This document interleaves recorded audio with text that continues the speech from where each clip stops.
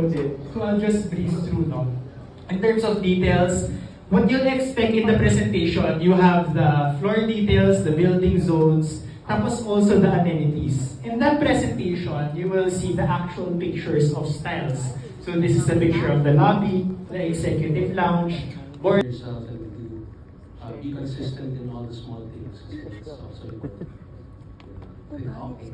Sige. So, thank you, si Jolene at saka si Anne, na always ever then supporting us. But of course, yun, this is the combined effort for all our sales teams, Dragon Wolf, Conquistadors, Spartans, and Warriors.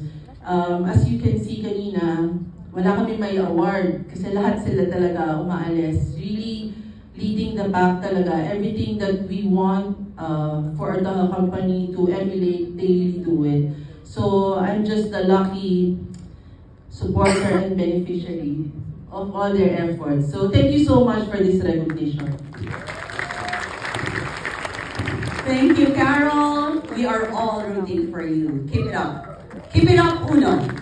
See, we have already presented to everyone that we have grown by 28% compared to last year already. So such a big feat, and we are going to continue to achieve higher grounds. I was with the rest of the Mancoms here, and Mir was actually murmuring while we are awarding the sellers. And she said, "Why am I here?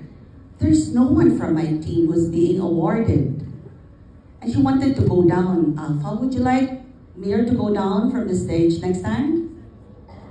She felt bad. Wala daw galing sa grupo niya. Okay, that's how competitive your regional head is.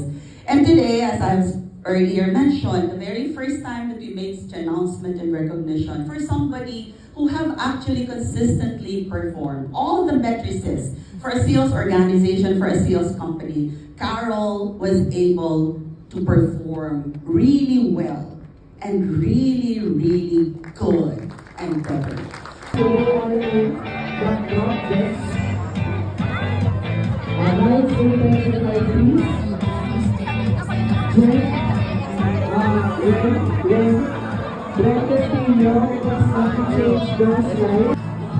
Change slide, Jack.